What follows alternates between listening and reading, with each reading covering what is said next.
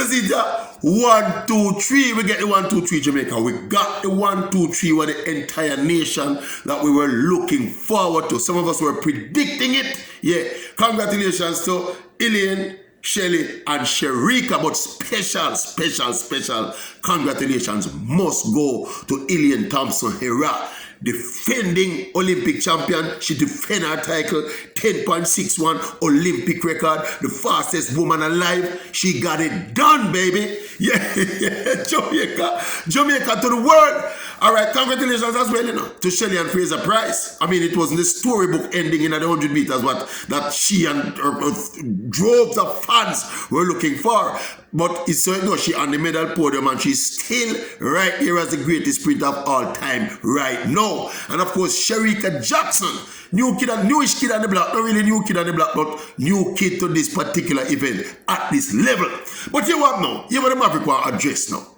I see a lot of noise being made about the reaction, the reaction of Shelly and Sherika to Elaine at the end of the race. The kind of terse, cold kind of response. Certainly it wasn't a warm response. It was just a little pat on the shoulder for the congratulations. No big, genuine hug up and tears of joy together, so to speak. Yeah, people are saying it look bad. Internationally, big international Jamaica, we get 1, 2, 3 and the girls look like them in a malice with each other. But let me tell you this. When this is sporting rivalries drive excellence. I have absolutely no issue with that reaction between the athletes if that is what it took to get them to be performing at this level. It's long time I'm telling you, this thing where Stephen Francis had these two ladies, arguably the two top sprinters in the world, direct competitors competing in the same events, have them in the same camp. I was never ever comfortable with it, Seeing how Fran going to coach Elaine to beat Shelly and Shelly to beat Elaine. That is why when they mid round there, so if you also have them a hide from one another, run different events and all them something there.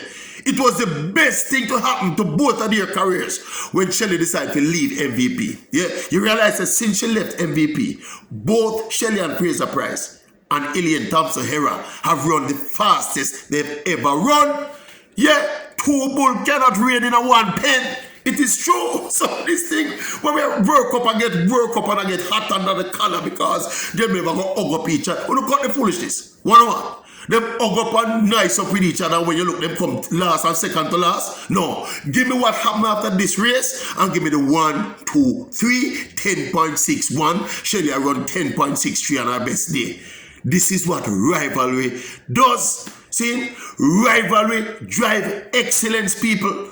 We don't have stop having a problem. A colleague of mine said to me one time, one of the most profound statements, He said to me, Jamaica don't have a sports culture, We have a tourist culture where our thing is everybody walk and smile with each other and no problem, man. Yeah? No, but when you get into the sphere of international, high-level competitive sport, this is what rivalries are all about.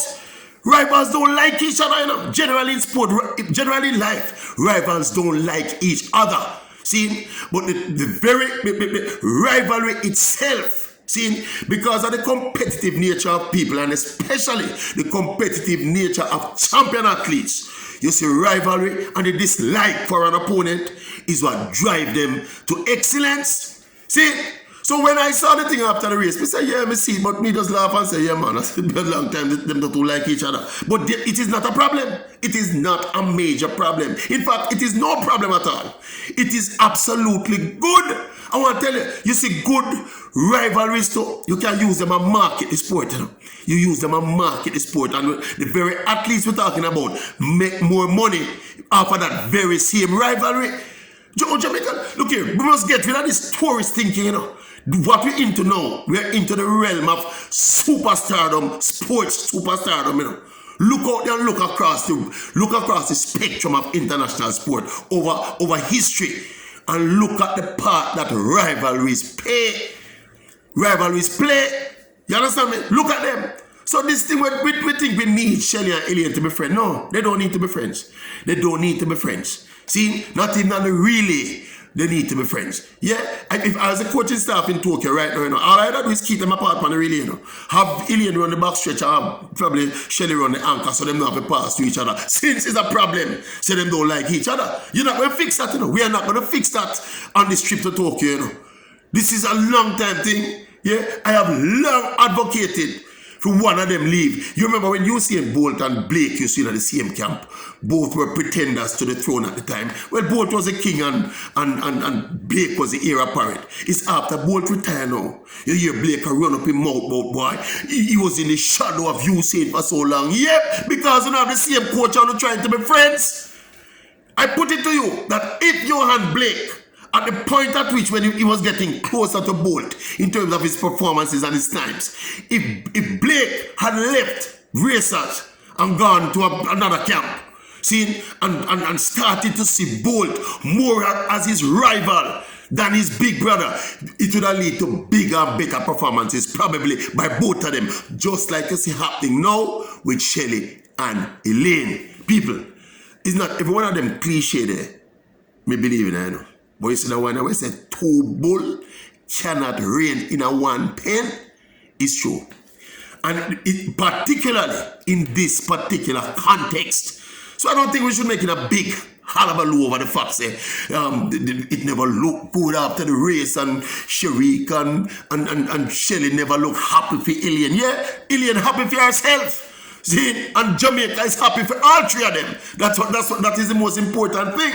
This thing about them being friends, no man, overrated man. Rivals don't need to be friends. It is better if rivals are not friends and rivals dislike each other because it drives them to excellence.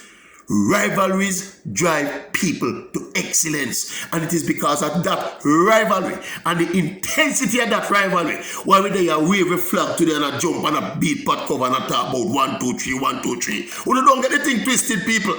See, get out of the tourist mold for a moment, or tourist mold for a moment, and start think now that like we are at the pinnacle of international sport and competitive activity now. Yeah, people don't like each other. I think we're overrating how much people like each other. What you need to do is respect one another.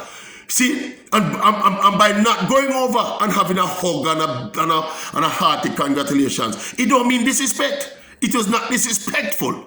See, it is a reaction of rivals. The reaction of rivals, not a God thing no wrong with it. You understand me? So we have to say big up Elaine. Thompson Hera again, defend our Olympic title in an emphatic manner. Me love that little point and all that something, taunt them. And in the interview she talk about people who write her up so she can't win nothing again. Me love them something there. That is why I talk them thing about the athlete more time, Rile them up, it's good for them. I don't remember if me did write off Elaine still. Me not think me did write off Elaine and call her. Me not think so. Probably I should have. Probably should have started in a long time. see, but this thing where we're getting nervous and edgy about over how they react. And I got a call from overseas said it don't look good in the light of the world that these Jamaicans and there are 3 Jamaicans and they seem not to get along. And I read a headline from England. One of the dailies in England printed, it was a headline, Shelly and Elaine and Shelly and don't get along. So what? 1, 2, 3 down the face. You want them get along and them drop out one of the semi-final? No, sir. Rivalries are good for sport. Jamaica people, who don't learn to embrace sporting rivalry.